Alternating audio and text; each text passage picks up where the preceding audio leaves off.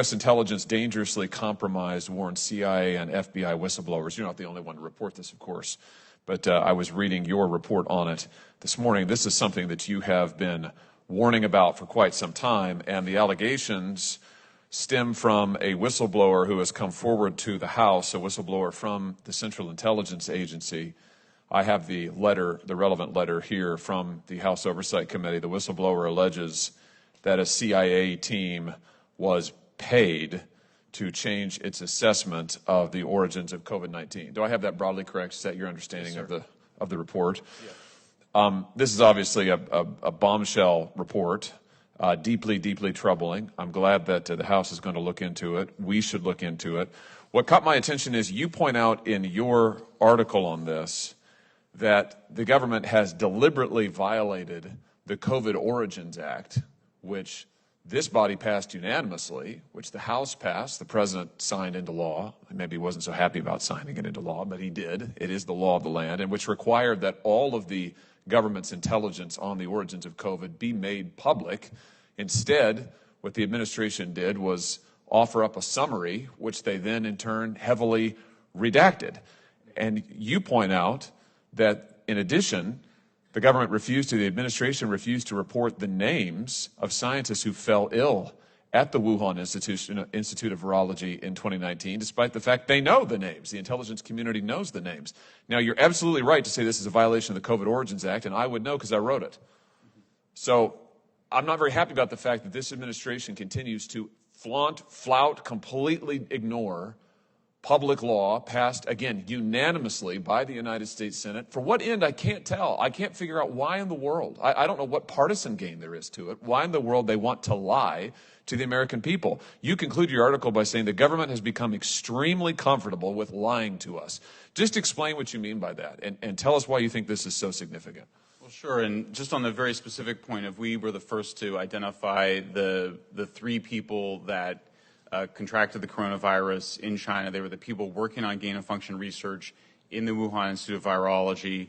The Wall Street Journal confirmed our reporting 2 weeks later, and then I think it was 1 week after that or a few days after that, the ODNI report came out, and it did not reveal this information. And we had multiple sources, the Wall Street Journal. We have no idea if the Wall Street Journal sources were the same, but I think we're clearly seeing a lot of abuses of power occurring in multiple executive agencies. So we've seen it with the FBI.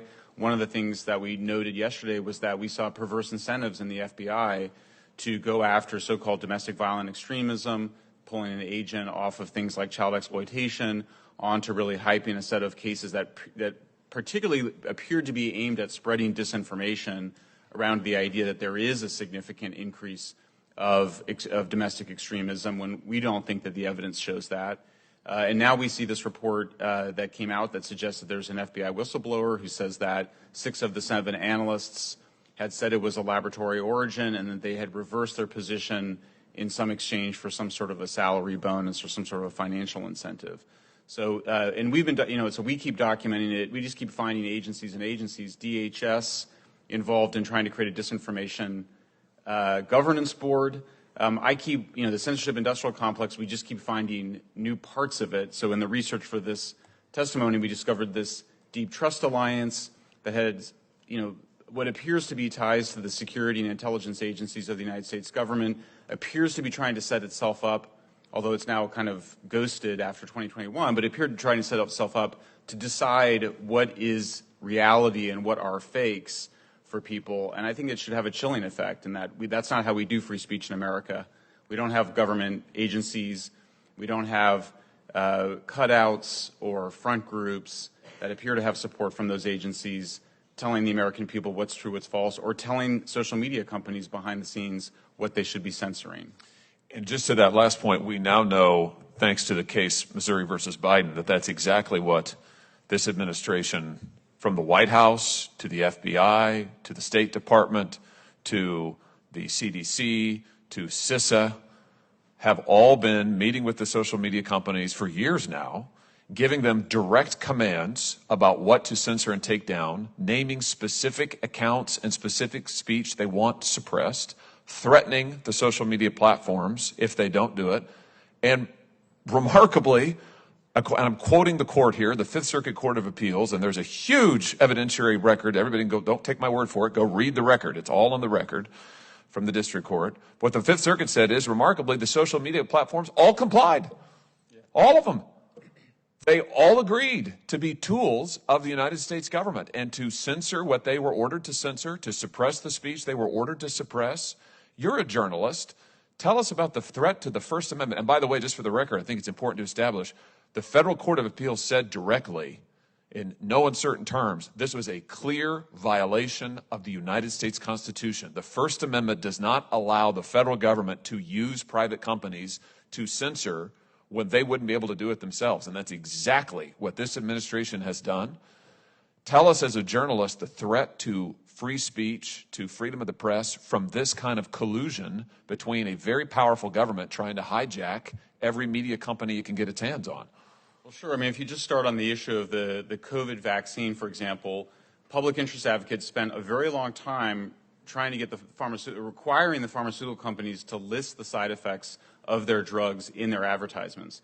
Here we saw a situation where people were sharing information about the side effects of the vaccine on Facebook and other social media platforms, and the White House demanding that it be taken down, Facebook complying, acknowledging that it was often true information. We also saw that Facebook's own internal research showed that actually it increases vaccine hesitancy when you censor those stories, that people, if they want to be comfortable with a new drug, they need to be able to talk it out a bit. So Facebook told the White House that actually it would backfire. The White House insisted. Facebook caved in because, according to the Facebook executive Nick Clegg, he said, well, we've got this other business that we need to do with the White House, which is the data flows, meaning we need the White House to help us negotiate with the Europeans to bring our data back to the United States. So I think the Fifth Circuit Court did a great job in identifying the clearly coercive measures, but I don't think it went far enough because the First Amendment, it prevents the government from abridging or infringing on free speech, offering an incentive to social media platforms, such as helping them with their dispute with Europe, in exchange for censoring often true content, though of course the First Amendment also protects false content. I think it's a very chilling effect. I think it's very disturbing. Anybody that cares about holding powerful entities to account should be disturbed by what we saw take place on Facebook, on Twitter, and I think we just have to remind ourselves. And what disturbs me when I hear sort of the conversation around AI coming into it, sort of with the beginner mind, I hear a lot of talk about how to protect the public from harm. We have to protect the public from harm. What people are saying is that we need to censor speech, censor certain voices, censor disfavored voices because of this idea that it will cause real-world harm. This is a well-documented phenomenon that psychologists have measured where over decades, people have just grossly expanded their definition of things that cause harm.